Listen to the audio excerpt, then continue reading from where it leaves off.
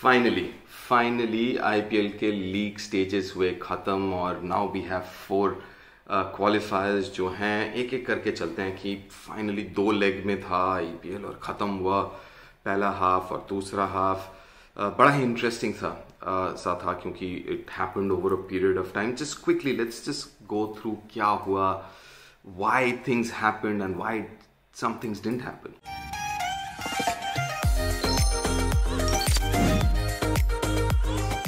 सबसे पहले एसआरएच की बात करते हैं। आई थिंक शुरू से पहले लेग से it was quite clear with Hyderabad that things weren't right. कोई भी फ्रेंचाइज में अगर हाफ वे थ्रू कप्तान चेंज हो जाता है, आपका मेन प्लेयर बाहर बैठ जाता है, तो मतलब something is wrong in that dressing room. और when something is wrong obviously team, अगर ड्रेसिंग रूम सही नहीं है तो टीम सही नहीं खेल सकता, जितने मर्जी अच्छे प्लेयर हों। देखिए एसआरएच का एक चीज़ अच्छा है कि this is there one of season. इसके पहले they've been very very consistent उनके परफॉर्मेंसेस में, पर इस साल I think it's time to kind of change a few things in that dressing room, in that franchise. मेरे ख्याल से रिटेंशन पॉलिसी जो भी हो, I don't know, they might not have too many people that they might want to retain. I think एक वो transition period जैसे कहते हैं, I think it's time to move on, have a relook, क्योंकि मेरे ख्याल से काफ़ी जो प्लेयर्स हैं I think they have pass their prime. जो यंगस्टर्स हैं they have not kind of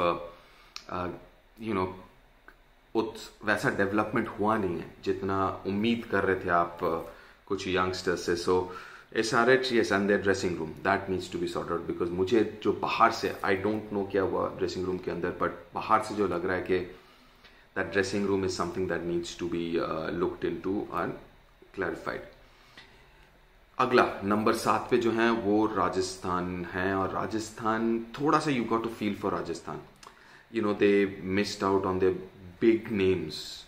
Rajasthan का जो फिलॉसफी, जो पॉलिसी है कि भैया जो ओवरसीज है you get some big match winners, Jofra Archer, Ben Stokes. Unfortunately पहले लेग में जोफ्रा आर्चर अवेलेबल नहीं थे, जो वो was so important for them last season. Second half में ना बटलर अवेलेबल रहे, ना बेन स्टोक्स अवेलेबल रहे, एंड उनका पूरा टीम जो है, जो मैच विनर्स है, are based around their overseas. जो टीम का फल्क्रम है, न्यूक्लियस, वो ओवरसीज प्लेयर्स हैं, और ओवरसीज प्लेयर्स ही अवेलेबल नहीं थे। तो you got to feel for them कि जैसे तभी यू सी सच फ्लक्चुएशन की ऊपर नीचे हुए।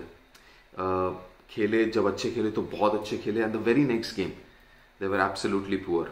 अगर लास्ट 2 मैच देख लें, दैट्स एन एग्जांपल। चेन्नई के साथ they were absolutely brilliant, but अगला ही match they were an absolute shadow of themselves. So but सबसे बड़ा पॉजिटिव जो मुझे लगा राजस्थान के लिए वॉज डेफिनेटली संजूज परफॉर्मेंस। मुझे लगा उनका जो सबसे बड़ा इशू रहा इसके पहले संजू के साथ was obviously his consistency.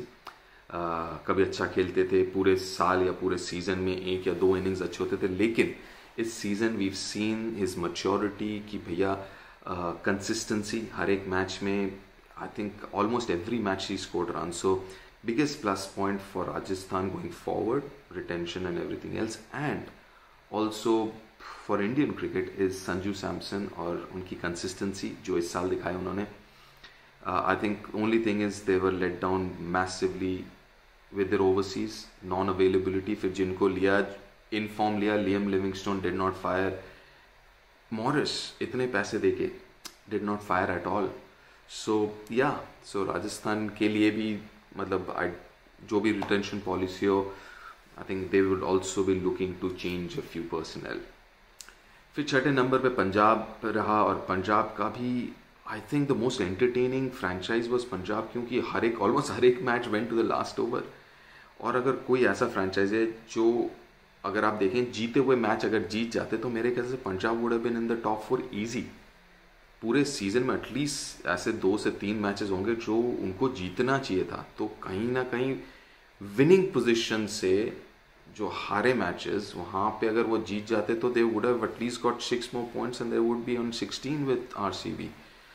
But again, there are some good players. I think Mohammad Shami, death bowling has come forward. Bishnoi, Arshdeep, brilliant two youngsters, Mayank, KL Rahul's form.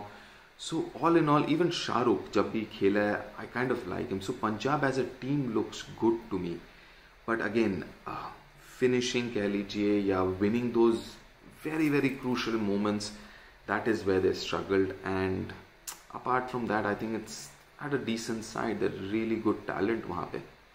Interesting होगा कितनों को वो retain करेंगे, कितने retain होना चाहेंगे. That will be interesting and I am sure auction के पहले वील या रिटेंशन के पहले we'll make videos about all that. Number 5 में सरप्राइज मुंबई. थोड़ा सा सरप्राइजिंग कम इसलिए क्योंकि वी ऑल नो मुंबई का मेन प्रॉब्लम होता है दे स्टार्ट लेट.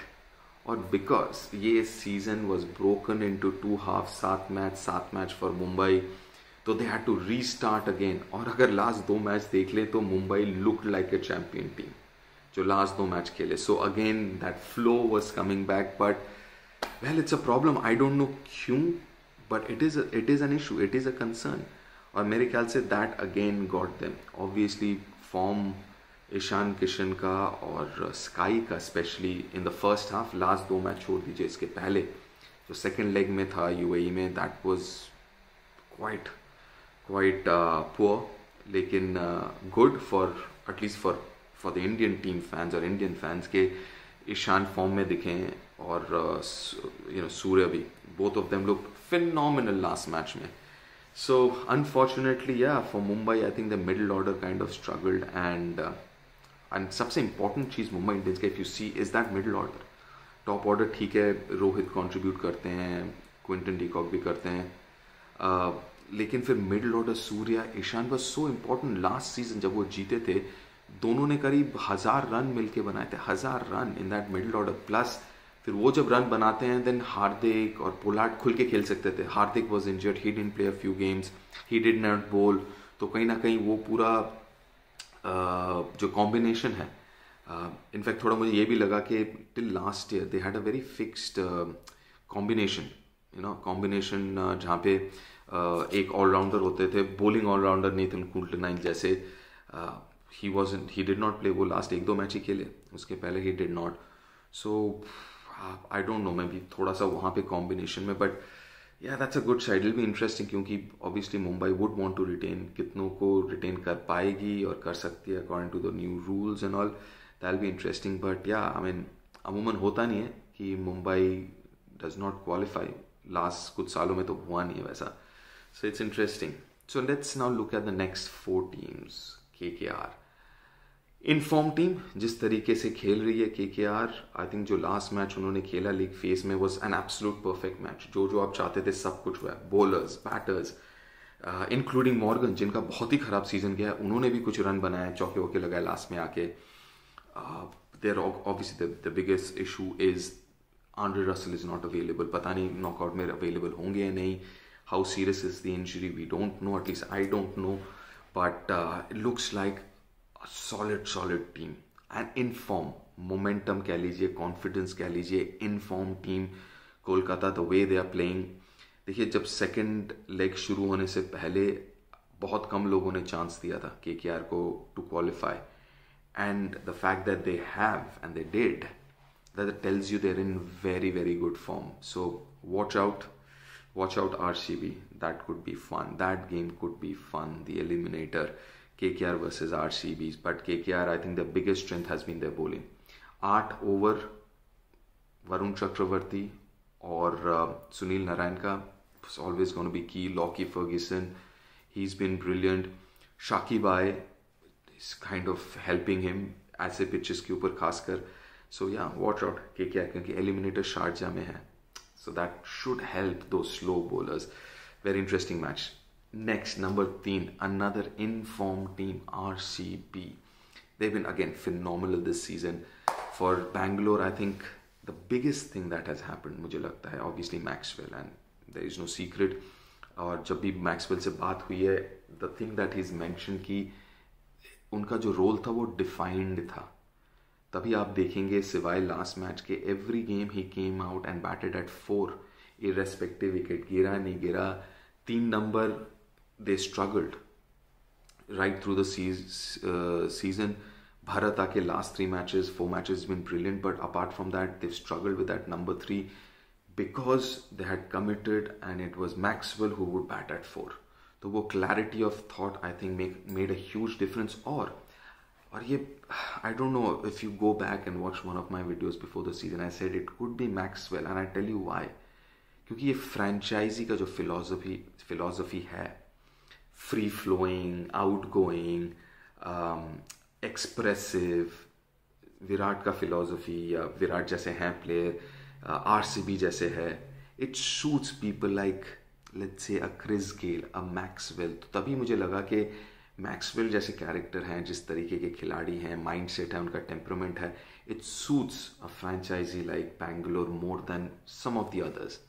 तो वो खुला एक्सप्रेस करने का, to be yourself, I think that he enjoyed Maxwell. So that was a huge thing. Obviously Harshal, I think he will go on to break Bravo's record of 32 wickets season ka, because the best part is India leg mein he was in great form, 17 wicket, but he's continued that into the second leg also, and that says a lot about his consistency, his smartness, cricket IQ. So yeah, RCB again in form. So KKR versus RCB, that eliminator will be absolutely a gem of a game at Sharjah. Number 2, CSK. Now CSK again, the biggest surprise was the first leg. Mumbai के उस pitches में power hitters, but I think CSK just found a way.